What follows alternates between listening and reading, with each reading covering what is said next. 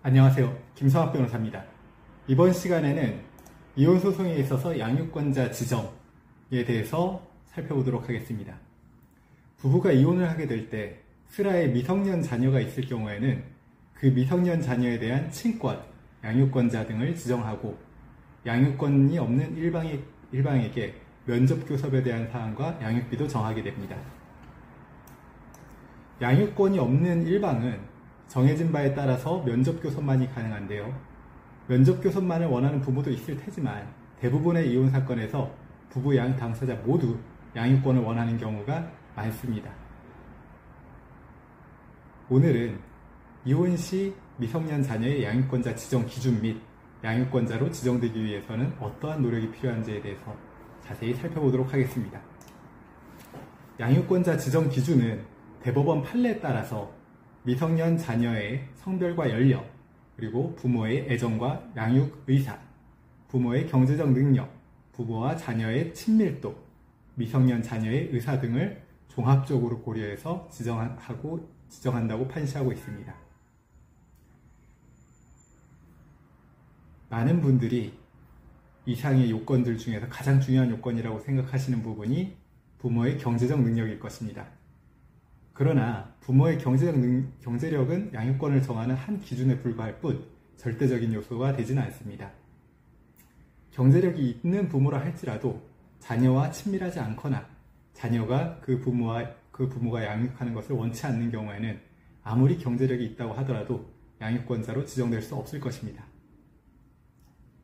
많은 분들이 또 잘못 알고 계시는 부분은 유책 배우자에게는 양육권이 인정될 수 없다는 부분입니다. 유책 배우자의 경우에도 미성년 자녀와의 유대관계가 깊고 경제적 능력이 충분하고 미성년 자녀의 복리를 위해서 더 나은 환경을 제공해 줄 수 있다면 얼마든지 양육권자로 지정될 수 있는 것입니다. 그렇다면 이혼 소송에서 양육권자로 지정되기 위해서는 어떠한 노력을 기울여야 될까요? 자녀 양육에 대한 구체적인 계획을 담은 자녀 양육 계획서를 작성하여 제출하는 것이 우선일 것입니다. 이때 계획은 최대한 구체적이고 자녀의 복리에 적합해야 할 것입니다.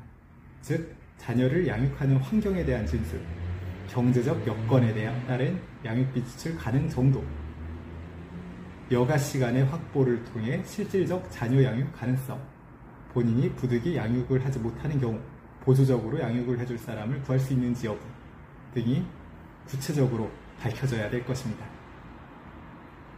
또한 한 가지 또 생각해 볼 수 있는 부분은 양육권자 임시 지정을 위한 사전 처분입니다. 이혼 소송을 제기하거나 조정을 신청하였다면 가정법원 등의 이혼 소송의 사실심 변론 종결 시까지 임시 양육권을 위한 사전 처분을 신청할 수 있습니다.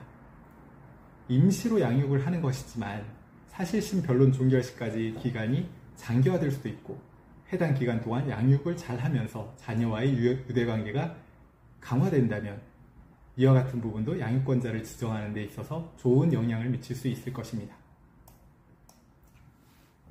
만일 이혼 소송에서 상대방 당사자가 양육권자로 정해졌다 하더라도 상대방 당사자의 양육 방식이 자녀의 복리에 적합하지 않거나 자녀에 대한 면접교섭에 대한 사항이 지켜지지 않을 경우, 그리고 자녀가 다른 부모와 함께 지내기를 원한다면 판결을 통해 정해진 양육권의 변경도 가능합니다. 오늘은 이혼 소송 시 양육권을 원할 경우에 양육권자 지정에 대한 부분에 대해서 살펴보았습니다. 양육권과 관련해서 더 궁금하신 점이 있으시면 언제든지 저희 블로그를 찾아서 더 많은 정보를 확인해 보시기 바랍니다. 조금이나마 도움이 되셨으면 합니다. 여러분의 권리를 지키고 언제나 신속하고 정확한 해법을 제시해드리는 김성학 변호사입니다. 감사합니다.